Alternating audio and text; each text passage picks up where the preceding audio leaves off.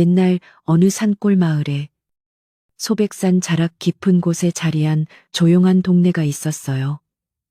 그곳은 늘 아침 저녁으로 뽀얀 안개가 이불처럼 산허리를 감싸고 돌아 마치 세상과 한 걸음 떨어져 있는 듯 신비로운 기운을 풍기곤 했지요. 사계절이 분명하여 봄이면 진달래가 산을 붉게 물들이고 여름이면 올창한 숲이 서늘한 그늘을 만들어 주었답니다. 그리고 이제 가을이 서서히 물들기 시작하는 즈음이었어요. 맑고 높은 하늘 아래 바람이 제법 서늘해지고 있었지요. 그 마을에서도 가장 구석진 곳, 숲으로 들어가는 길목에 한솔이라는 청년이 살고 있었습니다. 한솔은 부모님을 일찍 여의고 홀로 작은 초가집을 지키며 살았지요. 비록 가진 것은 많지 않았으나 성품이 워낙 온순하고 부지런하여 마을 사람들 누구도 그를 미워하는 이가 없었습니다. 늘 단정한 옷매무새에 맑은 눈빛을 한 청년이었지요. 하지만 어딘지 모르게 늘 먼 곳을 바라보는 듯한 아련한 슬픔이 그늘처럼 드리워져 있기도 했습니다. 한솔의 하루는 누구보다 일찍 시작되었습니다. 동쪽 하늘이 겨우 희미하게 밝아올 무렵이면 그는 지게를 지고 숲으로 들어섰지요. 그의 작은 초가집은 숲과 맞닿아 있어 대문을 나서면 바로 짙은 나무들의 속삭임이 그를 맞이했습니다. 이슬을 머금은 풀잎을 헤치며 걷는 발걸음은 가볍고도 익숙했습니다. 한솔은 이 산을 제 손바닥처럼 훤히 꿰고 있었으니까요. 어느 골짜기에 약초가 잘 자라는지, 어느 능선에 버섯이 숨어 있는지 다 알고 있었답니다. 그는 산이 내어주는 것들로 하루하루를 살았습니다. 봄에는 향긋한 산나물을 캐고, 여름에는 시원한 계곡물에 발을 담그며 약초를 말렸습니다. 가을이면 탐스러운 버섯과 도토리를 주었고, 겨울이 오기 전에는 땔감을 넉넉히 준비해 두었지요. 그렇게 얻은 것들을 장터에 내다 팔아 꼭 필요한 곡식과 소금을 구했습니다. 마을 사람들은 그런 한솔을 기특하게 여겼지만 한편으로는 홀로 묵묵히 지내는 그가 안쓰럽기도 했습니다. 하지만 마을 사람들은 몰랐습니다. 한솔이 그저 땔감이나 약초를 구하기 위해 산에 오르는 것이 아니라는 것을 말입니다. 그의 발걸음은 늘 산 중턱을 지나 구름이 언제나 짙게 깔려 있는 가장 높은 봉우리 쪽으로 향하곤 했습니다. 물론 그곳까지 매일 오르는 것은 아니었지만 그의 마음은 언제나 그곳을 향해 있었지요. 숲길을 걸을 때도, 밥을 먹을 때도, 잠자리에 들 때도 그의 시선은 창밖 너머 소백산의 가장 높은 봉우리에 머물렀습니다. 그곳에는 한솔만이 아는 비밀이 있었습니다. 1년 전, 바로 그 가을이 시작되던 무렵의 일이었지요. 그날도 한솔은 여느 때처럼 약초를 캐러 깊은 산속을 헤매고 있었습니다. 유난히 안개가 짙었던 날이었어요. 한 치 앞도 분간하기 어려운 안개 속에서 한솔은 길을 잃은 작은 노루 한 마리를 발견했습니다. 아니, 처음에는 노루인 줄 알았지요. 다리를 다쳐 쓰러져 가쁘게 숨을 몰아쉬는 모습이 몹시도 위태로워 보였습니다. 한솔은 망설이지 않고 다친 짐승에게 다가갔습니다. 그는 늘 산의 생명들을 귀하게 여겼지요. 조심스럽게 노루를 안아들고 자신이 아는 작은 동굴로 향했습니다. 그는 맑은 물을 떠다 상처를 씻기고 며칠 전 캐어두었던 귀한 약초를 찧어 발라주었습니다. 정성껏 상처를 돌보며 며칠 밤낮을 그 곁을 지켰지요. 노루는 신기하게도 한솔의 손길을 거부하지 않고 얌전히 치료를 받았습니다. 그렇게 꼬박 사흘이 지났을까요? 상처가 꾸덕하게 아물어갈 무렵 동굴 안이 갑자기 환한 빛으로 가득 찼습니다. 한솔이 눈을 떠보니 그가 돌보던 노루는 간대없고 눈부시게 아름다운 여인 하나가 단아한 모습으로 앉아 있었습니다. 옥처럼 흰 피부에 밤하늘처럼 검고 긴 머리카락, 그리고 무엇보다도 이 세상 사람의 것 같지 않은 맑고 깊은 눈동자를 지닌 여인이었지요. 한솔은 너무 놀라 아무 말도 할 수가 없었습니다. 여인은 부드러운 목소리로 말했습니다.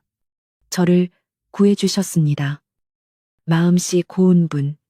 그녀의 목소리는 마치 산사에 울리는 풍경 소리처럼 맑고 청아했습니다. 그녀는 자신이 하늘나라에서 잠시 내려왔다가 길을 잃고 다친 선녀 화월이라고 했습니다. 노루의 모습은 잠시 변신했던 것일 뿐, 한솔의 정성 어린 보살핌 덕분에 본래의 기운을 되찾을 수 있었다고 했지요. 한솔은 꿈을 꾸는 것만 같았습니다.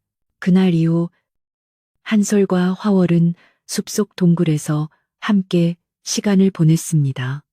화월은 아직 기운이 완전하지 않아 하늘로 바로 돌아갈 수 없었지요. 한솔은 매일 맑은 이슬과 향기로운 꽃잎, 그리고 잘 익은 산 열매를 따다 주었습니다. 화월은 그런 한솔에게 하늘나라의 신기한 이야기들을 들려주었습니다. 구름 위를 걷는 법, 별을 따서 술을 빚는 이야기, 바람의 노래를 듣는 법 같은 것들이었지요. 두 사람은 날이 가는 줄도 모르고 사랑에 빠졌습니다. 한솔의 순수하고 따뜻한 마음에 화월은 마음을 열었고, 한솔은 화월의 신비롭고 맑은 모습에 넋을 잃었습니다. 그들의 사랑은 이른 아침 안개처럼 순수하고 깊은 밤 달빛처럼 고요했습니다. 숲속의 나무와 풀, 새와 짐승들만이 그들의 조용한 사랑을 지켜보았습니다. 한솔은 태어나서 처음으로 가슴 벅찬 행복을 느꼈습니다. 시간이 흘러 화월의 기운이 완전히 회복되었습니다. 그녀가 하늘로 돌아가야 할 날이 온 것이지요. 두 사람은 이별을 앞두고 구름이 가장 가깝게 머무는 산봉우리에 너른 바위 위에 올랐습니다. 화월은 눈물을 머금고 말했습니다. 저는 인간 세상에 오래 머물 수 없습니다. 하지만 당신을 영원히 잊지 않겠습니다. 한솔 역시 슬픔을 감추지 못했지만 그녀를 붙잡을 수는 없었습니다. 화월은 자신의 비단 저고리에서 작은 옥누리개 하나를 풀어 한솔의 손에 쥐어주었습니다. 이것은 저의 마음입니다. 이것을 지니고 저를 기다려주세요. 그리고 그녀는 약속했습니다. 내년 가을, 첫 보름달이 뜨는 날 밤, 하늘문이 가장 약해지는 그때에 제가 꼭 다시 당신을 찾아오겠습니다. 그때까지 저를 잊지 마세요. 그것은 구름 속에서 맺어진 그들만의 슬프고도 아름다운 약혼이었습니다. 한솔은 눈물로 약속했습니다. 기다리겠습니다. 하늘 끝까지라도 당신을 기다리겠습니다. 화월은 마지막으로 한솔을 가만히 껴안아 주었습니다. 그녀의 품에서는 세상의 어떤 꽃보다도 더 맑고 그윽한 향기가 났습니다. 그리고 다음 순간 화월의 몸은 서서히 빛으로 변하더니 한 줄기 무지개가 되어 구름 사이로 사라져 버렸습니다. 한솔은 그녀가 사라진 하늘을 하염없이 바라보며 그 자리에 우두커니 서 있을 뿐이었습니다. 그 일이 있은 후 꼭 1년이라는 시간이 흘렀습니다. 한솔의 삶은 겉으로는 변한 것이 없었지요. 여전히 이른 아침 지게를 지고 산에 올랐고 묵묵히 자신의 일을 했습니다. 하지만 그의 마음은 오직 단 하나, 가을의 첫 보름달이 뜨는 날만을 향해 있었습니다. 그는 하루하루 손꼽아 그날을 기다렸습니다. 화월이 떠난 뒤 산봉우리의 그 너른 바위는 한솔에게 세상에서 가장 성스러운 장소가 되었습니다. 마을 사람들은 한솔이 요즘 들어 부쩍 더 말이 없어지고 자주 먼 산을 바라보며 깊은 생각에 잠기는 것을 눈치챘습니다. 어떤 이들은 그가 고된 삶에 지친 것이라 수군거렸고, 또 어떤 이들은 그가 산의 정기에 홀린 것이 아닌가 걱정하기도 했습니다. 하지만 그 누구도 한솔의 마음속 깊은 곳에 어떤 애틋한 약속이 숨겨져 있는지 알지 못했습니다. 한솔은 그 비밀을 가슴 깊이 묻어두었습니다. 그는 화월이 쥐어준 옥놀이개를 품속에 작은 주머니를 만들고 간직했습니다. 지치고 힘들 때마다, 혹은 그녀가 너무나도 보고 싶어 견딜 수 없을 때마다 한솔은 가만히 그 옥놀이개를 만져보곤 했습니다. 그러면 신기하게도 놀이개는 아직도 화월의 체온처럼 따뜻한 기운을 품고 있었고, 그 기운이 한솔의 마음을 잔잔하게 다독여 주었습니다. 그 온기만이 한솔이 1년을 버틸 수 있게 해준 유일한 힘이었습니다. 이제 약속의 날이 한 달도 채 남지 않았습니다. 산에는 벌써 밤나무가 툭툭 밤송이를 떨어뜨리기 시작했고, 저녁이면 귀뚜라미 소리가 처연하게 울려 퍼졌습니다. 한솔의 마음은 희망과 불안으로 하루에도 몇 번씩 천국과 지옥을 오갔습니다. 그녀가 정말 다시 올까? 하늘의 법도를 어기고 나 같은 미천한 인간에게 정말 돌아올까? 하는 의심이 들다가도, 아니, 그녀는 약속을 지킬 거야. 그 맑은 눈빛은 거짓을 말하지 않았어. 하며 마음을 다잡곤 했습니다. 그는 화월을 맞이할 준비를 시작했습니다. 혹시라도 그녀가 돌아왔을 때 누추한 모습을 보이고 싶지 않았습니다. 그는 틈틈이 초가지 울타리를 새로 엮, 낡은 창호지를 정성껏 다시 발랐습니다. 마당 구석에는 그녀가 좋아하던 작은 들국화 씨앗을 뿌려 이제 막 노란 꽃망울이 하나둘 피어나기 시작했지요. 그녀가 돌아오면 이 작고 초라한 집이라도 세상에서 가장 아늑한 곳으로 만들어주고 싶었습니다. 그는 또한 산에서 가장 좋은 약초와 버섯을 골라 정성껏 말렸습니다. 혹시 그녀가 돌아오는 길에 또 기운을 잃었을까봐. 그녀의 기력을 회복시킬 수 있는 것이라면 무엇이든 준비해 두고 싶었습니다. 쌀을 씻을 때도, 물을 한 모금 마실 때도 그는 가장 깨끗하고 정갈한 것만을 골랐습니다. 이 모든 것이 그녀를 향한 그의 간절한 사랑의 표현이었지요. 한솔은 그날이 오면 입을 가장 좋은 옷을 미리 꺼내어 깨끗하게 빨아두었습니다. 명절에도 잘 입지 않던 어머니가 남겨주신 유일한 비단 옷이었지요. 옷을 빨아 햇볕에 말리고 정성껏 다듬이질을 하는 그의 얼굴에는 설렘과 함께 수줍은 미소가 감돌았습니다. 그 모습을 멀리서 지켜보는 이가 있다는 것도 모른 채 한솔은 오직 화월과의 재회만을 꿈꾸고 있었습니다. 마을 사람들은 그런 한솔의 변화를 그저 가을을 타나보다 하고 대수롭지 않게 넘겼습니다. 혹은 이제 곧 추석이 다가오니 돌아가신 부모님 생각에 저러나 보다 하고 짐작할 뿐이었지요. 그 누구도 그가 하늘의 선녀를 기다리고 있을 거라고는 상상조차 하지 못했습니다.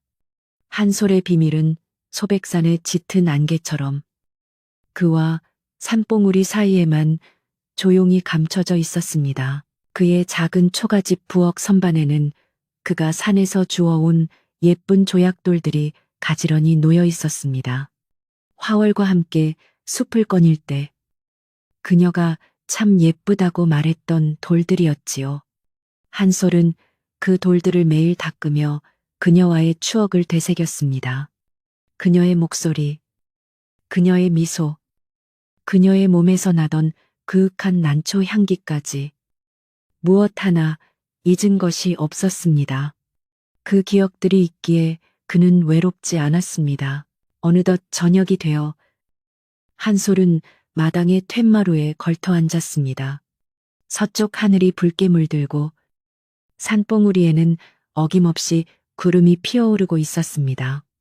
그는 그 구름을 바라보았습니다. 마치 그 구름 너머 어딘가에 화월이 있는 것처럼. 그의 눈길은 간절하고 또 애틋했습니다. 이제 한 달, 그 한 달이 천년처럼 길게 느껴지기도 했고, 눈 깜짝할 사이처럼 짧게 느껴지기도 했습니다. 그는 조용히 품속의 옥 놀이개를 꺼내어 달빛에 비춰보았습니다. 영롱한 옥빛이 차가운 밤 공기 속에서 유난히 따뜻하게 빛나는 듯 했습니다. 한솔은 놀이개를 쥔 손에 힘을 주며 다짐했습니다. 화월님, 꼭 돌아오셔야 합니다. 저는 이곳에서 당신을 기다리고 있겠습니다. 어떤 일이 있더라도 저는 당신을 기다릴 겁니다. 그의 낮은 속삭임이 가을밤의 서늘한 공기 속으로 조용히 흩어지고 있었습니다. 한편 한솔의 그런 애틋한 기다림을 모르는 마을에는 그의 일거수일투족을 남몰래 지켜보는 눈길이 하나 있었습니다. 바로 이 마을 훈장의 딸이자 젊은 나이에 과부가 된 옥분이라는 여인이었지요. 옥분은 비록 혼자가 되었으나 훈장인 아버지의 권세를 등에 업고 마을에서 꽤나 도도하게 행세하는 여인이었습니다. 곱상한 외모와는 달리 자신이 원하는 것은 꼭 손에 넣어야 직성이 풀리는 고집세고 욕심 많은 성미를 지니고 있었지요. 옥분의 눈에 한솔은 참으로 이상한 사내였습니다.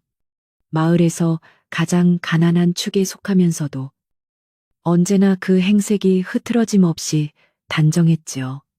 특히 그의 초가집은 여인의 손길이 닿지 않음에도 불구하고 늘 마당이 정갈하게 쓸려 있었고 툇마루는 반들반들 윤이 났습니다. 옥부는 그것이 호라비의 솜씨라고는 믿기 어려웠습니다. 무엇보다 한솔의 곁을 스칠 때마다 코끝을 간지럽히는 였지만 맑은 난초 향기가 그녀의 마음을 더욱 어지럽혔습니다. 저 산에 필시 무언가 숨기고 있어. 옥부는 그렇게 생각했습니다. 가난한 나무꾼에게서 난리 없는 맑은 향기. 그리고 홀로 지내면서도 어딘지 모르게 충만해 보이는 그 묘한 기운. 옥부는 그것이 복의 기운일지도 모른다고 생각했습니다. 비록 지금은 미천해 보여도 저런 기운을 가진 사내라면 언젠가 크게 될지도 모른다는 혹은 이미 어떤 큰 복을 숨기고 있다는 막연한 예감이 들었던 것입니다. 그날 이후 옥부는 노골적으로 한솔에게 접근하기 시작했습니다. 하루는 이른 아침 따뜻한 팥죽을 한 그릇 쑤어 들고 한솔의 집을 찾았습니다. 한솔 총각, 아침은 드셨는지 모르겠네. 홀로 지내시는데 굶고 다니실까봐 넉넉히 좀 쑤어 왔어요. 옥부는 애써 교태 섞인 목소리로 말하며 쟁반을 내밀었습니다. 마침 산에 갈 채비를 하던 한솔은 갑작스러운 방문에 적잖이 당황했습니다. 한솔은 공손히 허리를 숙였지만 쟁반을 받지는 않았습니다. 이른 아침부터 귀한 걸음을 하셨습니다. 옥분 아씨, 허나 저는 괜찮습니다. 방금 아침을 먹고 나서는 길이었습니다. 그 마음만 감사히 받겠습니다. 그의 목소리는 정중했지만 그 태도는 단호했습니다. 옥부는 순간 얼굴이 붉어졌습니다. 자신의 정성을 감히 거절하는 한솔의 태도가 괘씸하게 느껴졌지요. 하지만 애써 미소를 지으며 팥죽을 도로 들고 돌아설 수밖에 없었습니다. 옥부는 포기하지 않았습니다. 며칠 뒤, 이번에는 맛깔스럽게 익은 김치를 한 보시기 들고 다시 한솔의 집을 찾았습니다. 이번에는 일부러 마을 안악들이 밭에 나가는 길목에서 그와 마주쳤지요. 총각, 지난번엔 영 입맛이 없어 보이시더니 이번엔 제가 솜씨를 부려 김치를 좀 담가봤어요. 이거라도 맛 좀 보세요. 그녀는 일부러 큰 소리로 말하며 마을 사람들이 자신들의 모습을 볼 수 있도록 했습니다. 한솔은 난처했습니다. 사람들이 쳐다보는 앞에서 또다시 거절하는 것은 옥분을 욕보이는 일임을 알았기 때문입니다. 그는 하는 수 없이 김치 그릇을 받아들었습니다. 고맙습니다. 잘 먹겠습니다. 하지만 그의 표정은 조금도 기뻐 보이지 않았습니다. 그는 그저 이 상황을 빨리 벗어나고 싶을 뿐이었지요. 옥부는 그런 한솔의 속마음은 아랑곳하지 않고 자신이 승리라도 한 듯 의기양양하게 돌아갔습니다. 옥분이 다녀간 뒤 마을에는 이상한 소문이 돌기 시작했습니다. 봤어. 훈장님 댁 과수댁이 한솔이한테 김치를 다 갖다 주대. 어머, 팥죽도 쓰어다 줬다던데. 저거 혹시 마음이 있는 거 아냐? 에이. 설마 훈장님 댁 귀한 따님이 저 가난한 나무꾼한테 모르는 소리. 옥분아 씨가 워낙 한솔이 총각을 마음에 들어 한다더라고. 안악들의 입방아는 멈출 줄 몰랐습니다. 소문은 옥분의 어머니 귀에까지 들어갔습니다. 옥분의 어머니는 딸의 속내를 알고는 혀를 찼지만 이왕 이렇게 된 바에야 딸의 뜻을 이뤄주기로 마음먹었습니다. 며칠 뒤 옥분의 어머니는 중매쟁이를 앞세워 한솔의 집을 정식으로 찾아왔습니다. 한솔 총각. 이게 다 총각의 복일세. 우리 옥분이가 총각을 마음에 두고 있다네. 훈장님 댁 사위가 될 절호의 기회야. 중매쟁이가 너스레를 떨었습니다. 한솔은 그제야 옥분이 왜 자신에게 그토록 접근했는지 깨달았습니다. 그는 낯빛 하나 변하지 않고 조용하지만 단호하게 말했습니다. 죄송합니다. 그 말씀은 거두어 주십시오. 중매쟁이의 얼굴이 굳어졌습니다. 뭐라고 지금 훈장님 댁청을 거절하겠다는 게야. 한솔은 방 안으로 들어가 무언가를 잠시 망설이다. 다시 나와 굳은 얼굴로 답했습니다. 송구하오나. 제게는 이미 마음속 깊이 품은 분이 계십니다. 비록 지금은 제 곁에 아니 계시지만 제 마음은 이미 그분께 모두 드렸습니다. 그러니 다른 어떤 분도 제 마음에 담을 수가 없습니다. 한솔의 목소리는 흔들림이 없었습니다. 그 말에는 화월을 향한 그의 굳건한 믿음과 사랑이 담겨 있었지요. 그는 옥분에게 일말의 희망도 주고 싶지 않았습니다. 중매쟁이와 옥분의 어머니는 얼굴이 벌개져서 돌아갔습니다. 감히 훈장댁의 혼사를 거절하다니. 그것도 마음에 둔 다른 이가 있다는 이유로 말입니다. 이 일은 순식간에 온 마을로 퍼져나갔습니다. 들었나 한 소리가 훈장댁 정을 걷어찼다네. 세상에. 제정신이야 가난한 나무꾼 주제에 도대체 마음에 둔 여자가 누군데 저렇게 배짱이 두둑하담. 사람들의 수군거림은 이제 호기심을 넘어 의심으로 변해갔습니다. 가만. 근데 한솔이가 만나는 여자를 본 사람이 있나 없지. 저렇게 밤낮으로 산에만 처박혀 사는데. 그럼 혹시 산에서 만난 처녀 귀신이라도 붙은 거 아닐까 어머. 무서워라 하긴. 홀로 산에 오래 다니다 보면 여우한테 홀리기도 한다던데. 소문은 꼬리에 꼬리를 물고 흉흉하게 번져나갔습니다. 가장 큰 충격을 받은 것은 옥분이었습니다. 그녀는 자신의 호의가, 아니, 자신의 자존심이 무사람들 앞에서 짓밟렸다고 생각했습니다. 감히 이 옥분이를 거절해. 그것도 정체 모를 계집 때문에 그녀는 분노로 온몸을 떨었습니다. 사랑받고 싶었던 마음은 순식간에 독이 되어 한솔과 그가 마음에 품었다는 정체불명의 여인을 향한 증오로 변해버렸습니다. 그래, 좋다. 그년이 대체 누군지 내 두 눈으로 똑똑히 봐야겠다. 옥부는 그날부터 본격적으로 한솔을 감시하기 시작했습니다. 그녀는 밭에 나가는 척하며 한솔의 집 근처 숲에 숨어들었습니다. 한솔이 산에 오르면 몰래 그 뒤를 밟기도 했습니다. 하지만 한솔은 그저 묵묵히 땔감을 하거나 약초를 캘 뿐 그 어떤 여인도 만나지 않았습니다. 옥부는 더욱애가 탔습니다. 그러던 어느 날 밤이었습니다. 그날은 유난히 달이 밝았지요. 옥부는 밤늦도록 한솔의 집을 감시하고 있었습니다.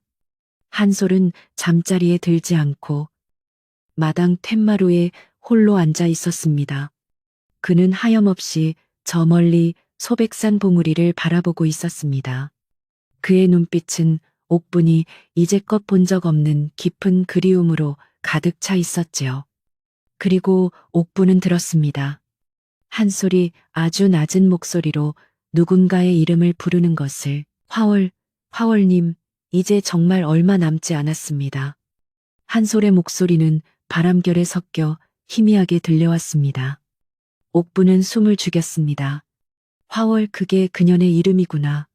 옥부는 그 이름을 이가 갈리도록 되뇌었습니다. 화월이라, 분명 산속에 숨어 사는 계집이 틀림없어. 아니면 정말로 사람들이 말하는 산 여우일지도. 그녀의 눈빛이 독사처럼 번뜩였습니다. 하지만 한솔은 자신을 둘러싸고 벌어지는 이런 흉흉한 소문과 옥분의 검은 속내를 까맣게 모르고 있었습니다. 그의 마음은 오직 다가오는 보름날, 화월과의 재회에만 온통 쏠려 있었지요. 그는 그저 하루하루가 설렘과 긴장 속에서 흘러가는 것을 느낄 뿐이었습니다. 사람들의 수군거림이 귓가에 들려왔지만 그는 그것이 자신에 대한 이야기라고는 미처 생각하지 못했습니다. 약속한 날이 보름 앞으로 다가온 어느 날, 한솔은 여느 때보다 더 깊은 산속으로 들어갔습니다. 화월을 만났던 그 보물이 근처에 있는 작은 암자를 찾아갈 생각이었지요. 그곳에는 한솔이 어릴 적부터 그를 아껴주었던 인자하지만 속을 알 수 없는 노승이 한 분 홀로 기거하고 있었습니다. 한솔은 왠지 모르게 그 노승에게라도 자신의 이 답답한 마음을 털어놓고 조언을 구하고 싶었습니다. 암자는 산 중턱, 구름이 쉬어가는 길목에 고요히 자리하고 있었습니다. 한솔이 땀을 닦으며 암자 마당으로 들어서자 노승은 마치 그가 올 줄 알았다는 듯이 마루에 앉아 차를 다리고 있었습니다. 오랜만이로구나. 한솔아, 내 얼굴에 근심과 기쁨이 함께 서려 있으니 필시 마음 둘 곳을 정하지 못해 찾아왔겠지. 노승의 목소리는 낮고 조용했지만 숲 전체를 울리는 듯 했습니다. 한솔은 묵묵히 노승 앞에 앉아 절을 올렸습니다. 그는 차마 선녀와 사랑에 빠졌다는 말을 입 밖으로 꺼낼 수는 없었습니다. 그저, 스님, 저는 곧 아주 귀한 손님을 맞이하게 될 것 같습니다. 하지만 그분이 오시는 길이 험할까? 또 제가 그분을 제대로 맞이할 수 있을까 두렵습니다. 하고 조심스럽게 마음을 내비쳤습니다. 그는 노승이 자신의 말을 알아들어 주리라 믿었습니다. 노승은 말없이 찻잔을 한솔에게 건넸습니다. 따뜻한 찻잔에 온기가 한솔의 손바닥으로 전해졌습니다. 노승은 지그시 눈을 감았다 뜨더니 먼 산을 바라보며 말했습니다. 내가 1년 전 이 산에서 하늘의 기운이 땅에 머무는 것을 본 적이 있지. 참으로 맑고 귀한 기운이었으나 또한 위태롭기 짝이 없더구나. 한솔은 가슴이 철렁했습니다. 스님은 이미 모든 것을 알고 있었던 것입니다. 노승은 다시 한솔에게 시선을 돌렸습니다. 그 깊은 눈빛이 한솔의 마음을 꿰뚫어 보는 듯 했습니다. 한솔아, 하늘과 땅의 사랑은 본래 맺어지기 어려운 법이니 그만큼 위태로운 것이니라. 너의 마음은 순수하나 인간 세상의 바람이 너무나도 거세구나. 스님은 잠시 말을 끊었다가 더욱 낮은 목소리로 덧붙였습니다. 마음을 굳게 지키되 그 마음에 눈이 멀어 발밑에 덫을 보지 못하는 어리석음은 범하지 말거라. 네가 기다리는 그 기운은 인간의 악의를 견뎌낼 힘이 약하니라. 한솔은 노승의 말이 뜻하는 바를 온전히 이해할 수는 없었습니다. 인간 세상의 거센 바람 발밑에더 하지만 그는 스님의 경고가 자신을 둘러싼 어떤 위험을 의미한다는 것을 직감했습니다. 옥분의 일이 떠올랐지만 그것이 스님이 말하는 거센 바람이 될 것이라고는 차마 연결짓지 못했습니다. 그는 그저 명심하겠습니다. 스님, 하고 대답할 뿐이었습니다. 스님께 인사를 드리고 암자를 내려오는 한솔의 발걸음은 올라갈 때보다 어쩐지 더 무거웠습니다. 스님의 말씀은 그의 마음에 작은 돌멩이 하나를 던져 놓았습니다. 화월을 만날 수 있다는 설렘 속에서도 인간의 악이라는 알 수 없는 불안감이 싹트기 시작했습니다. 하지만 그는 애써 그 불안감을 떨쳐내려 했습니다. 아니야. 괜찮을 거야. 내가 화월님을 잘 지켜드리면 돼. 그는 주먹을 굳게 쥐며 마을을 향해 발걸음을 재촉했습니다. 옥분이 훈장댁으로 돌아온 후 그녀의 마음은 분노와 모멸감으로 들끓었습니다. 감히 나를 거절해 고작 나무꾼 따위가 하지만 그 분노보다 더 그녀를 사로잡은 것은 화월이라는 이름의 정체였습니다.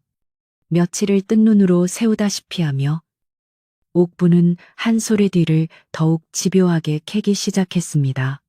하지만 아무리 뒤를 밟고 집 주변을 맴돌아도 한솔이 만나는 여인의 그림자조차 찾을 수 없었습니다. 대체 누구란 말인가? 단서가 잡히지 않자 옥분의 의심은 엉뚱한 방향으로 그러나 더욱더 확고하게 굳어갔습니다. 그래, 사람이 아니야. 사람이니 저리 꼭꼭 숨을 수 없지. 그녀는 한솔이 마음에 두니가 사람이 아니라 산에 사는 교활한 여우나 나쁜 산신령일 것이라 확신하기 시작했습니다. 늙은이들이 들려주던 예시야기 속 남자의 정기를 빨아먹고 홀린다는 바로 그런 요물 말입니다. 그 생각이 들자 한솔이 자신을 거절했던 이유가 명확해지는 듯했습니다. 요물에 단단히 홀린 게지. 그러니 훈장댁 딸인 나를 마다하지. 이런 흉흉한 생각을 뒷받침할 증거가 필요했던 옥부는 이제 마을 안악들이 모이는 우물가로 향했습니다. 그녀는 일부러 수심이 가득한 금방이라도 눈물을 쏟을 듯한 표정을 지어 보였지요.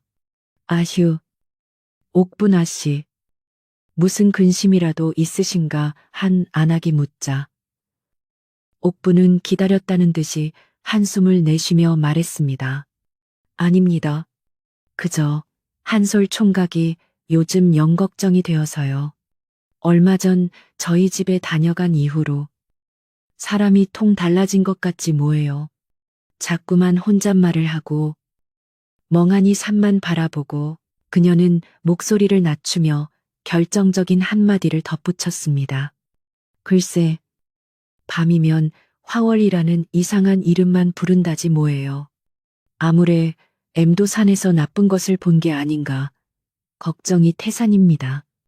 옥분의 이 말은 기름에 불을 붙인 격이 되었습니다. 어머, 화월이라고 산 귀신 이름인가 봐. 그러고 보니 요즘 한솔 총각 얼굴이 헬쑥해진 것 같기도 하더라. 안악들의 입을 통해 한솔이 산 요물에 홀렸다는 소문은 날개를 달고 순식간에 온 마을로 퍼져나갔습니다. 공교롭게도 흉흉한 소문에 힘을 실어주는 이상한 일들이 한솔의 집 주변에서 벌어지기 시작했습니다. 가을이 깊어져 웬만한 풀들은 다 시들어가는 마당에 유독 한솔의 작은 텃밭 구석에서 철 잃은 들국화와 이름 모를 꽃들이 만개한 것입니다. 그것은 화월의 기운이 아직 그 터에 남아있어 일어난 신비로운 현상이었지만 마을 사람들의 눈에는 그저 기괴하고 불길한 징조로 보일 뿐이었지요. 세상에, 저게 다 뭐야. 가을에 저런 꽃이 피는 거 봤수. 쯧쯧. 저게 다 그 요물 기운 때문이라네. 꽃이 아니라 홀린 남자의 넋을 빨아먹고 피는 거라더군. 길 가던 마을 사람들이 한솔의 집을 힐끗거리며 손가락질하기 시작했습니다. 그들은 이제 한솔을 불쌍한 피해자라기보다는 마을의 불행을 끌어들일지도 모르는 불길한 존재로 여기기 시작했습니다. 설상가상으로 또 다른 증거가 나왔습니다. 이따금 한솔의 약초와 곡식을 바꿔주던 장터의 한 상인이 마을 주막에서 이런 말을 흘린 것입니다. 이상한 일이야. 한솔이 총각이 쌀을 받으러 온 지가 석 달이 다 되어 가는데 나무꾼이 쌀도 없이 뭘 먹고 산담 꼭 뒤주에 귀신이라도 붙은 것처럼 말이야. 이 말은 곧장 한솔의 쌀독은 줄지 않는다는 소문으로 부풀려졌습니다. 옥분이 이 기회를 놓칠 리 없었습니다. 그녀는 마치 자신이 모든 것을 꿰뚫어보고 있었다는 듯이 마을 어른들 앞에서 목소리를 높였습니다. 보십시오. 제 말이 틀렸습니까? 저것은 철 모르는 꽃이 아니라 요물의 기운입니다. 줄지 않는 쌀은 축복이 아니라 한솔 총각의 영혼을 대가로 받은 사술세숫이란 말입니다. 그녀의 눈빛은 광기에 가까운 확신으로 번들거렸습니다. 그녀는 사람들의 공포심을 더욱 부추겼습니다. 생각해 보십시오. 왜 하필 훈장댁의 청을 거절했겠습니까? 그 요물이 질투가 나서 한솔 총각이 사람의 길로 돌아오는 것을 막은 것입니다. 이대로 두면 저 요물은 한솔 총각의 정기를 다 빨아먹고 그 다음엔 우리 마을 아이들에게까지 해코지를 할지 모릅니다. 옥분의 선동은 효과가 있었습니다. 사람들은 이제 한솔을 구해야 한다는 생각보다 마을을 지켜야 한다는 공포심에 사로잡혔습니다. 이 모든 소동을 까맣게 모르는 사람은 오직 한솔뿐이었습니다. 그는 노스님의 발밑에 덫을 조심하라는 말이 마음에 걸렸지만 그것이 자신을 향한 마을 사람들의 오해와 적의일 것이라고는 상상조차 하지 못했지요.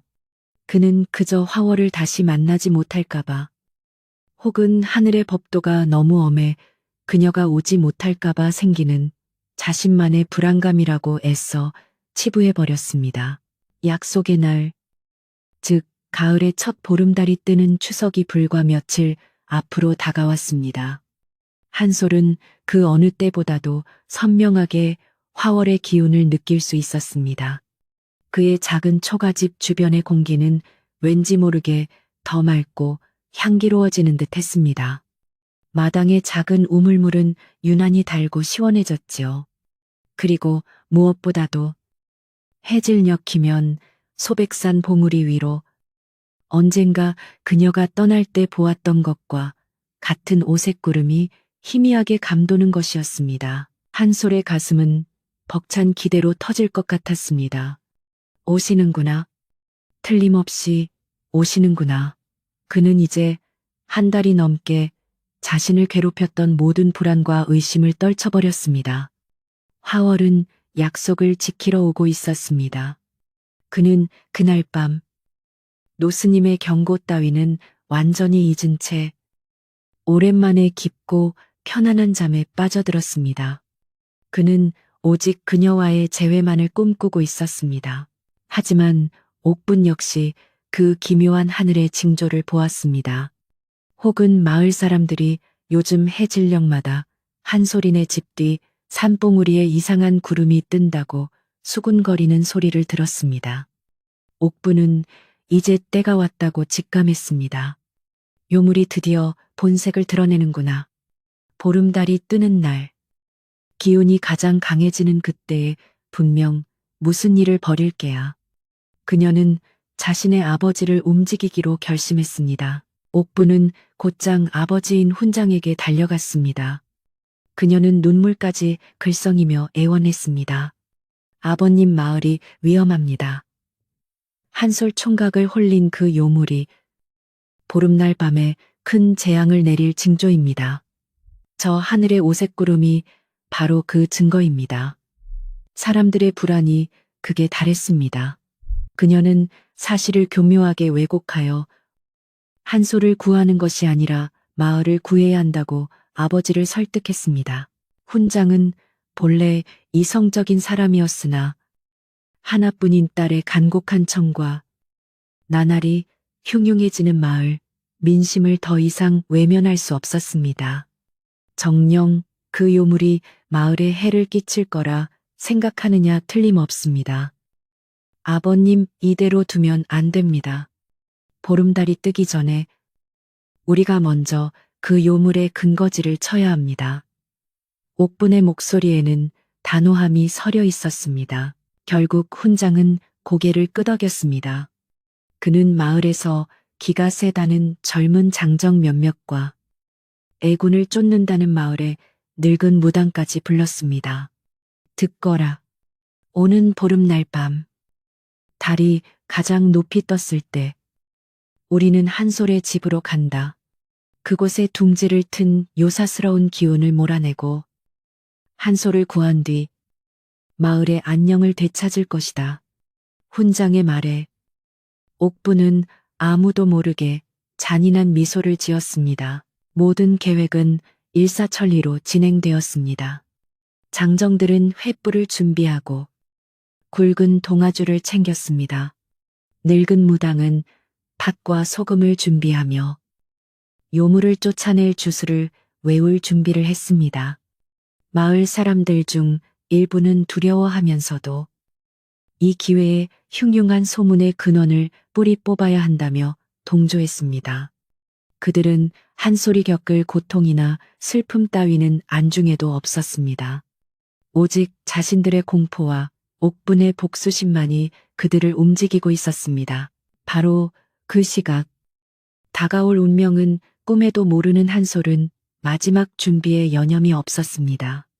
그는 며칠 전부터 집안 밖을 쓸고 닦아 먼지 하나 없게 했습니다. 지프로 엮어두었던 멍석도 새로 깔고 부엌의 그릇들도 끓는 물에 삶아 정갈하게 닦아두었습니다. 그는 마치 귀한 신부를 맞이하는 새신랑처럼 설레고 또 조심스러웠습니다. 추석 전날 밤, 한솔은 마지막으로 어머니가 남겨주신 비단옷을 꺼내어 정성껏 매만졌습니다. 조금 해진 곳은 없는지 꼼꼼히 살피고 옷의 맑은 난초향이라도 배게 할까 하여 낮에 딴 들국화를 옷 사이에 끼워두었습니다. 그리고 마당이 잘 보이는 툇마루에 작은 상을 하나 차렸습니다. 그 위에는 자신이 가진 것 중 가장 귀한 것, 즉 맑은 우물물 한 그릇과 철 모르고 피어난 텃밭의 꽃들을 꺾어 담은 작은 꽃병 하나가 전부였습니다. 화월님, 비록 초라한 산골집이지만 저의 마음을 다해 당신을 기다리고 있습니다. 한솔은 작은 상을 바라보며 조용히 속삭였습니다. 그의 눈에는 어느새 맑은 이슬이 맺혔습니다. 1년의 기다림, 그 애틋하고 간절했던 시간이 드디어 끝난다는 안도감과 그녀를 다시 만난다는 벅찬 기쁨이 뒤섞인 눈물이었습니다. 그는 자신을 향해 다가오는 것엔 폭풍우를 전혀 알지 못한 채 그저 다가올 보름날 밤에 재회만을 간절히 기도하고 있었습니다. 드디어 1년을 애타게 기다렸던 가을의 첫 보름. 추석날 밤이 되었습니다. 소백산 자락의 작은 마을은 저녁 일찍부터 고요함에 잠겨들었지요. 집집마다 차례를 지내고 일찍 잠자리에 든 것인지 불빛 하나 새어 나오지 않는 짙은 어둠 속이었습니다. 하지만 그 어둠 위로 휘영청 밝은 보름달이 쟁반처럼 떠올라 온 세상을 은빛으로 고요히 적시고 있었습니다. 그 달빛 아래 산 그림자는 더욱 짙고 서늘하게 드리워졌습니다. 한솔은 그날 해가 지기 무섭게 목욕재개를 마치고 1년을 고이 간직했던 비단옷으로 갈아입었습니다. 조금 해진 옷이었지만 그것은 그가 가진 가장 귀하고 깨끗한 예복이었지요. 그는 툇마루에 정갈하게 차려둔 작은 상 앞에 꿇어 앉았습니다. 맑은 물 한 그릇과 꺾어온 들국화. 그것이 그가 그녀를 위해 준비한 전부였지만 그 안에는 그의 일년이, 그의 온 마음이 담겨 있었습니다. 그의 심장이 금방이라도 튀어나올 것처럼 거세게 뛰고 있었지요. 그는 품속의 옥놀이개를 꺼내어 두 손으로 꼭 쥐었습니다. 아직도 따뜻한 그 온기가 화월의 손길처럼 느껴졌습니다. 그의 시선은 달빛을 받아 신비롭게 빛나는 소백산 봉우리에 고정되었습니다. 오실까? 정말 오실까? 마지막 순간까지도 불안했지만 그는 곧 고개를 저었습니다. 아니, 오신다. 저 오색 구름이 그 증거다. 그는 어제 저녁 보았던 그 신비로운 구름을 떠올리며 숨을 죽이고 그녀의 징조를 기다렸습니다. 바로 그때였습니다. 산봉우리 쪽에서 불어오는 바람의 결이 미묘하게 달라졌습니다. 차가운 가을 바람이 아니라 어디선가 불어오는 듯한 그윽한 난초 향기를 품은 봄바람처럼 부드럽고 따뜻한 바람이었습니다. 한솔은 저도 모르게 벌떡 일어섰습니다. 그리고 그는 보았습니다. 어제보다 훨씬 더 선명하게 산봉우리를 감싸고 있던 오색 구름이 환하게 빛을 발하기 시작하는 것을 말입니다. 그 빛나는 구름 속에서 마치 가장 맑은 별빛을 엮어 만든 실타래처럼 따뜻하고 부드러운 빗줄기 하나가 천천히, 아주 천천히 한솔의 초가집 마당을 향해 내려오기 시작했습니다. 그 빛은 눈이 부시지도 위협적이지도 않았습니다. 그저 세상의 모든 따뜻함을 끌어모은 듯한 자애롭고 그리움에 가득 찬 빛이었습니다. 한솔의 눈에서 뜨거운 눈물이 흘러내렸습니다. 화월님, 화월님, 그가 저도 모르게 손을 내밀었습니다. 하지만 한솔의 감격에 찬 목소리가 채다 흩어지기도 전에 고요한 밤 공기를 찢는 끔찍한 소리가 들려왔습니다. 저기다, 저 요망한 빛이다. 횃불을 든 수십 개의 그림자가 한꺼번에 한솔의 집 마당으로 들이닥쳤습니다. 징을 치고 북을 울리는 소리가 산을 흔들었습니다. 그 선두에는 질투와 분노로 얼굴이 일그러진 옥분이 서 있었습니다. 그녀의 눈은 하늘에서 내려오는 빗줄기에 고정되어 있었습니다. 저것이 바로 한솔 총각을 홀린 여우의 짓이다. 모두 보았느냐? 옥분이 횃불을 든 손으로 빛을 가리키며 악을 썼습니다. 함께 온 늙은 무당은 방울을 흔들며 팥과 소금을 사방에 뿌려대기 시작했습니다. 이 요망한 거사성 물러가라. 마을 장정들은 공포에 질린 얼굴로 혹은 옥분의 선동에 휩쓸려 흉흉한 기세로 빛을 노려보았습니다. 하늘에서 내려오던 빛은 그 살기등등한 기운에 놀란 듯 공중에서 위태롭게 흔들리기 시작했습니다. 한솔은 그 순간 눈앞이 하얘지는 것을 느꼈습니다. 끔찍한 공포가 그의 온몸을 덮쳤습니다. 그는 본능적으로 달려나가 빗줄기가 내려오려던 마당 한가운데에 서서 두 팔을 활짝 벌렸습니다. 멈추시오, 안 됩니다. 저분은 요물이 아니오. 제발, 제발 멈추시오. 그는 눈물로 호소했습니다. 저분은 제가 사랑하는 하늘의 귀하신 분이란 말입니다. 하지만 이미 이성을 잃은 옥분의 귀에는 아무것도 들리지 않았습니다. 거짓말, 저 요물이 시키는 소리다. 저놈이 단단히 홀렸구나.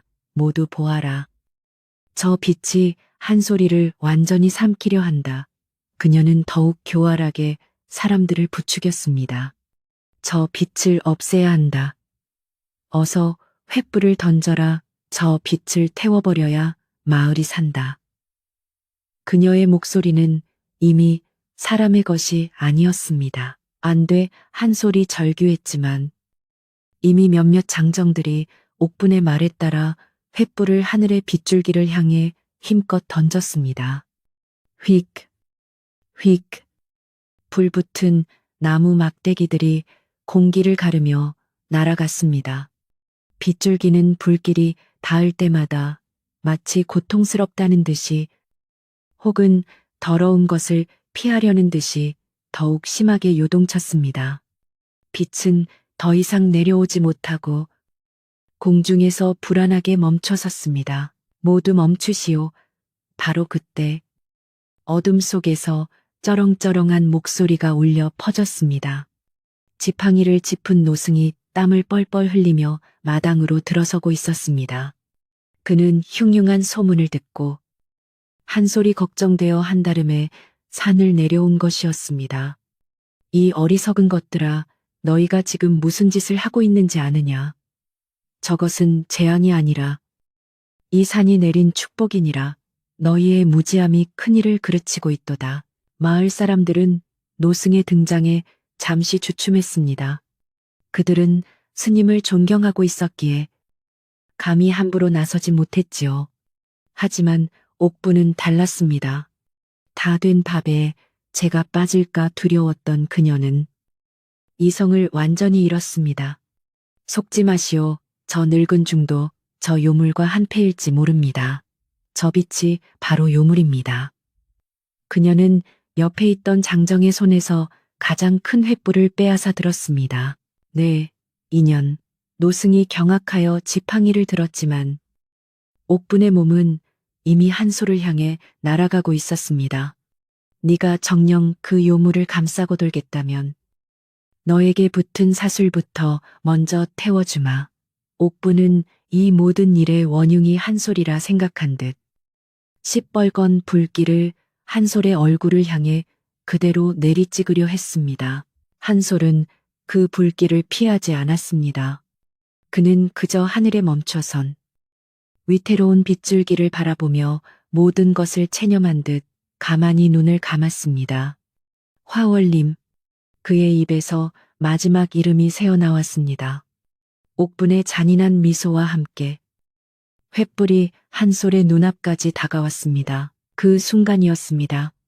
말로 형용할 수 없는 거대하고 맑은 힘이 산봉우리로부터 몰아쳤습니다.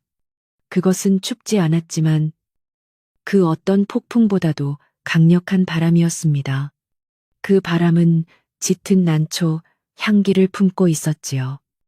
허이잉 하는 소리와 함께 그 거센 바람은 마당에 있던 모든 횃불을 단 하나의 예외도 없이 순식간에 꺼뜨려 버렸습니다. 마당은 순식간에 칠흑 같은 어둠. 아니, 오직 교교한 달빛만이 비추는 창백한 고요함에 잠겼습니다. 사람들은 비명을 질렀고 옥부는 그 거센 바람의 힘에 밀려 꼴사납게 뒤로 나동그라졌습니다. 그녀가 들고 있던 횃불은 진즉에 꺼져 연기만 피어오르고 있었습니다. 모든 소란이 멎었습니다. 그리고 그 고요함 속에서 사람들은 모두 보았습니다. 불길이 사라진 하늘, 멈춰섰던 그 빗줄기가 다시 한번 환하게 빛을 발하는 것을 말입니다. 빛은 구름처럼 흩어지며 그 안에서 아주 희미하게 비단 옷을 입은 여인의 형상이 드러났습니다. 꿈결처럼 아름답고 이 세상 사람 같지 않은 슬픔에 가득 찬 얼굴이었습니다. 화월이었습니다. 그녀는 땅에 발을 딛지 못한 채 공중에서 슬픈 눈으로 한솔을 내려다보고 있었습니다. 선녀다. 누군가 속삭였습니다. 세상에, 진짜 선녀님이셨어. 늙은 무당은 쥐고 있던 방울을 떨어뜨리며 그 자리에 털썩 주저앉았습니다. 마을 사람들은 자신들이 무슨 짓을 했는지 깨닫고 공포와 경외감에 사로잡혀 넋을 잃었습니다. 그들의 시선은 하늘의 선녀와 땅바닥에 쓰러진 옥분 사이를 오갔습니다. 노승이 무겁게 입을 열었습니다. 그의 목소리는 달빛처럼 차가웠습니다. 보았느냐? 너희의 어리석음이 무엇을 막았는지. 저 귀한 분은 순수한 마음을 좇아 이 땅에 내려오려 하셨으나 너희가 내뿜은 그 악스러운 살기와 질투, 그 추악한 마음의 도끼를 견딜 수 없어 발을 딛지 못하시는 것이다. 스님의 말은 비수처럼 사람들의 가슴에 꽂혔습니다. 옥부는 흑투성이가 된 채로 멍하니 하늘을 바라보았습니다. 믿을 수 없다는 듯. 저것이 자기가 그토록 저주했던 화월이라는 사실에 온몸을 떨었습니다. 자신이 한낱나무꾼이라 무시했던 자가 정말로 하늘의 선녀와 약조를 맺었다는 사실에, 그리고 자신이 그것을 시기하여 모든 것을 망쳤다는 사실에 그녀의 얼굴은 하얗게 질려버렸습니다. 한솔은 무릎을 꿇은 채 하늘의 화월을 향해 손을 뻗었습니다. 눈물이 비 오듯 흘러내렸습니다. 화월님, 화월님. 제발. 그는 차마 오라는 말도 가라는 말도 하지 못했습니다.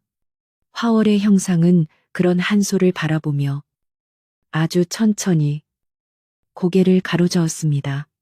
미안함과 슬픔이 가득 담긴 눈빛이었습니다. 그녀는 이미 인간 세상의 악의에 너무 깊이 노출되었습니다. 그리고 화월은 옥빛처럼 하얀 손을 들어 한솔이 아닌 저 하늘 높이 뜬 보름달을 가리켰습니다.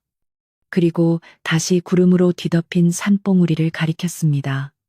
우리의 약속은 구름 속에서 이루어졌으니 이제 다시 구름 속으로 돌아갑니다. 말없는 그 몸짓은 이룰 수 없는 사랑의 마지막 인사였습니다. 더 이상 이 땅에서는 만날 수 없습니다. 그 말을 끝으로 화월의 희미했던 형상은 옥빛 안개가 되어 흩어지기 시작했습니다. 그녀를 감싸고 있던 따뜻한 빗줄기는 마치 거꾸로 흐르는 유성처럼 순식간에 다시 하늘을 향해 쏘아 올려졌습니다. 산봉우리를 감돌던 오색구름도 그 빛을 따라 순식간에 사라지고 하늘에는 오직 무심한 보름달만이 홀로 남아 있었습니다. 마당에는 완전한 정적이 흘렀습니다. 오직 한 소리 터뜨리는 목이 메인 울음소리만이 그 정적을 깨뜨리고 있었지요. 그는 뻗었던 손을 거두지도 못한 채 그 자리에 주저앉아 오열했습니다. 그의 발치로 그가 그토록 소중히 여겼던 옥 놀이개가 주머니에서 떨어져 흙바닥 위를 뒹굴었습니다. 1년의 기다림이, 그의 모든 희망이 그렇게 산산조각이 나버린 것입니다. 마을 사람들은 차마 고개를 들지 못했습니다. 자신들이 저지른 짓이 얼마나 끔찍한 일인지, 한 사람의 순수한 사랑을 어떻게 짓밟았는지 깨달았기 때문입니다. 그들은 죄인이 된 심정으로 노승의 꾸짖음이 두려워, 혹은 한솔의 절규를 듣는 것이 고통스러워 하나둘 슬금슬금 뒷걸음질 치기 시작했습니다. 아무도 옥부는 돌아보지 않았습니다. 그들은 그렇게 어둠 속으로 도망치듯 사라졌습니다. 마당에는 차갑고도 무거운 정막만이 남았습니다. 횃불의 연기마저 달빛에 쓰러져 가고 진과 북소리의 광란은 마치 먼 꿈처럼 사라졌습니다. 마을 사람들은 자신들이 저지른 죄의 무게를 감당하지 못하고 짐승처럼 뿔뿔이 어둠 속으로 흩어졌습니다. 그 자리에 남은 것은 무너져 내린 마음을 주체하지 못하고 오열하는 한솔과 모든 것을 지켜본 늙은 노승, 그리고 흙바닥에 주저앉은 채 넋이 나간 옥분. 단 세 사람뿐이었습니다. 노승은 말없이 한솔에게 다가가 그의 떨리는 어깨를 가만히 감싸 안았습니다. 어떤 위로의 말도, 어떤 꾸짖음의 말도 하지 않았습니다. 그저 지팡이에 기댄 늙은 몸으로 젊은 청년의 비통한 슬픔을 묵묵히 받아주고 있을 뿐이었습니다. 한솔은 짐승처럼 울부짖었습니다. 1년을 쌓아 올린 그리움의 탑이 단 하룻밤 인간의 악의에 의해 이토록 허무하게 무너져 내렸다는 사실을 도저히 받아들일 수 없었습니다. 한참을 울던 한솔의 손에 차가운 흙의 감촉과 함께 단단한 무언가가 닿았습니다. 그가 그토록 소중히 품고 다녔던 그러나 소동 중에 떨어뜨리고만 옥 놀이개였습니다. 달빛을 받은 옥은 마치 화월의 마지막 눈물이라도 되는 듯 차갑고도 영롱하게 빛나고 있었습니다. 한솔은 그것을 집어들어 부서질 듯이 꽉 움켜쥐었습니다. 그것이 이제 그녀가 남긴 유일한 흔적이었습니다. 그때서야 옥분도 멍하니 주저앉아 있던 자리에서 몸을 일으키려 했습니다. 하지만 방금 전에 거센 바람에 나동그라지면서 발목을 삔 것인지 제대로 일어설 수 없었지요. 그녀는 주위 사람들에게 도움을 청하려 했지만 이미 마을 사람들은 아무도 없었습니다. 노승과 한솔은 그녀에게 눈길조차 주지 않았습니다. 그녀는 이 거대한 침묵 속에서 자신이 완전히 버려졌음을, 모든 것을 잃었음을 깨달았습니다. 옥부는 비틀거리며 한쪽 다리를 절뚝거리며 마당을 가로질렀습니다. 그녀가 그토록 손에 넣고 싶어 했던 한솔을 지나치고 그녀가 그토록 경멸했던 가난한 초가집을 지나쳤습니다. 하지만 이제 그 무엇도 그녀의 것이 아니었습니다. 그녀는 자신의 시기와 질투가 한 사람의 순수한 사랑뿐만 아니라 자기 자신의 삶까지도 완전히 파괴해버렸다는 것을 깨달았습니다. 그녀는 어둠 속으로 절뚝이며 사라졌고 그날 밤 이후 마을에서 옥분을 본 사람은 아무도 없었습니다. 옥분이 사라진 마당에는 다시 두 사람만의 침묵이 흘렀습니다. 한솔의 울음소리가 잦아들자 노승이 비로소 무거운 입을 열었습니다. 한솔아, 울지 말거라. 그의 목소리는 여전히 낮고 고요했습니다. 하늘과 땅의 인연이란 본래 이리도 위태로운 것이다. 너의 사랑은 순수했으나 땅의 그림자가 너무 짙어 하늘의 빛을 가리웠구나. 그녀를 탓하지도 너 자신을 탓하지도 말거라. 이것이 너희에게 주어진 운명인 것을. 한솔은 눈물 어린 눈으로 노승을 바라보았습니다. 스님, 그럼 저는 이제 어찌해야 합니까? 제게는 이제 아무것도 남지 않았습니다. 그의 목소리는 공허하게 갈라졌습니다. 노승은 그런 한솔의 손에 들린 옥놀이개를 지그시 바라보았습니다. 아무것도 남지 않은 것이 아니다. 내 손에 쥔 것을 보아라. 그것이 바로 증거이니라. 노승은 말을 이었습니다. 그녀는 떠난 것이 아니다. 그저 너의 곁에서 네가 볼 수 없는 곳으로 돌아간 것뿐이다. 너의 마음이 순수함을 잃지 않는 한 그녀는 언제나 저 구름 위에서 너를 지켜볼 것이다.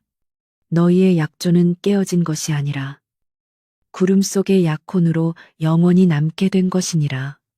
스님의 말씀은 어둠 속의 등불처럼 한솔의 절망적인 마음에 희미한 빛을 던져주었습니다. 그날 밤 노승은 한솔의 곁에서 밤을 지새웠습니다. 두 사람은 아무 말 없이 텅 빈 마당에 앉아 동쪽 하늘이 밝아오는 것을 지켜보았습니다. 끔찍했던 밤이 지나고 여느 때와 다름없이 아침이 왔습니다. 하지만 한솔의 삶은 이제 결코 어제와 같을 수 없었습니다.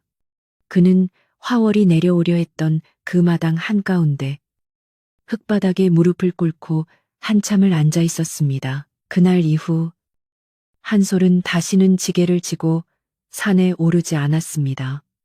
그는 나무꾼의 삶을 그만두었습니다. 대신 그는 마당 한가운데 화월의 빛이 머물렀던 그 자리를 파기 시작했습니다. 그리고 옥분이 요물의 짓이라 손가락질했던 철 모르고 피어났던 그 들국화가 있던 텃밭을 정성껏 가꾸기 시작했습니다. 사람들은 그가 실성했다고 수군거렸지만 그는 아무것도 듣지 못했습니다. 한솔은 산에서 나무 대신 향기로운 꽃씨와 어린 묘목들을 가져왔습니다. 그녀가 좋아했던 난초와 달빛을 닮은 하얀 국화, 그리고 이른 봄에 피어나는 진달래까지. 그는 마치 신성한 의식을 치르듯 그 작은 텃밭에 온갖 꽃들을 심었습니다. 그의 초가집은 더 이상 나무꾼의 집이 아니라 작은 꽃밭을 품은 집이 되었습니다. 신기하게도 한솔이 가꾸는 그 작은 정원은 사계절 내내 꽃이 지지 않았습니다. 마치 화월이 떠나며 마지막으로 남겨둔 축복인 것처럼 꽃들은 계절을 잊은 듯 피어나고 또 피어났습니다. 심지어 얕은 눈이 내리는 초겨울에도 국화는 꿋꿋하게 향기를 내뿜었습니다. 그리고 그 정원에서는 언제나 한솔만이 아는 그윽하고 맑은 난초 향기가 옅게 배어나왔습니다. 시간은 물처럼 흘러갔습니다. 그 끔찍했던 추석밤의 일은 마을 사람들에게 잊을 수 없는 상처이자 금기처럼 남았습니다. 그 누구도 그날 밤의 일을 입에 올리지 않았습니다. 그들은 자신들의 어리석음을 속죄하려는 듯 한솔의 집 근처를 지날 때면 조용히 고개를 숙였습니다. 때때로 어떤 안악들은 갓 지은 밥이나 잘 익은 김치를 한솔의 집 살인문 앞에 몰래 두고 가기도 했습니다. 한솔은 그 모든 것을 묵묵히 받았습니다. 그는 마을 사람들을 원망하지도 용서하지도 않았습니다. 그저 자신의 작은 정원을 가꾸며 꽃들과 대화하며 그렇게 세월을 보냈습니다. 검은 머리 청년이었던 한솔은 머리에 하얀 서리가 내린 노인이 되었습니다. 마을 사람들은 이제 그를 꽃밭 할아범이라 불렀습니다. 그의 집은 언제나 맑은 꽃향기로 가득했습니다. 한솔은 더 이상 먼 산봉우리를 보며 그리움에 잠기지 않았습니다. 대신 그는 자신의 발밑에 피어난 꽃들을 바라보며 그 안에서 화월의 숨결을 느꼈습니다. 그녀가 비록 땅에 발을 딛지 못했지만 그녀의 기운은 이 꽃들을 통해 여전히 그의 곁에 머물고 있음을 알았기 때문입니다. 그렇게 또 수십 년이 흘러 한솔은 아주 늙은 노인이 되었습니다. 허리는 구부정해지고 손은 나무 껍질처럼 거칠어졌지만 그의 눈빛만은 예전처럼 맑고 깊었습니다. 그날 밤도 추석은 아니었지만 유난히 달이 밝은 보름날 밤이었습니다. 한솔은 툇마루에 홀로 앉아 달빛을 받아 은가루를 뿌린 듯 빛나는 자신의 꽃밭을 가만히 내려다보고 있었습니다. 그의 거칠어진 손에는 수십 년의 세월 동안 만지고 또 만져 이제는 날카로운 모서리 하나 없이 둥글고 반질반질해진 옥 놀이개가 들려 있었습니다. 그는 그것을 가만히 쓰다듬으며 마치 오랜 친구에게 말하듯 나지막이 속삭였습니다. 화월님, 오늘 밤 꽃들이 유난히 향기롭습니다. 당신도 이 향기를 맡고 계시겠지요. 그리고 그는 천천히 고개를 들었습니다. 그의 시선은 꽃밭을 넘어 저 멀리 소백산 봉우리를 향했습니다.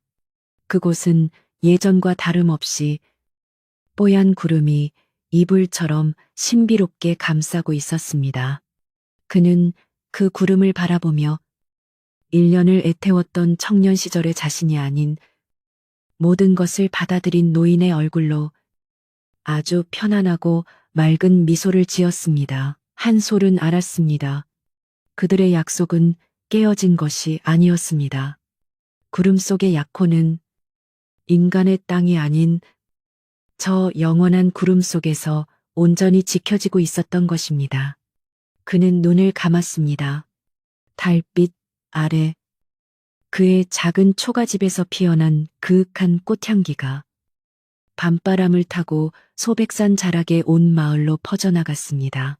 그리고 그 향기는 그해 가을 마을 사람들의 꿈속으로 스며들어 그들에게 아주 슬프지만 아름다운 하늘과 땅의 사랑 이야기를 속삭여 주었습니다. 사람들은 저마다 아주 깊고 평안한 잠에 빠져들었지요. 이제 이 이야기를 듣는 당신도 그 향기로운 꽃밭의 꿈을 꾸며 고요히 잠드실 시간입니다. 편안한 밤 되시기를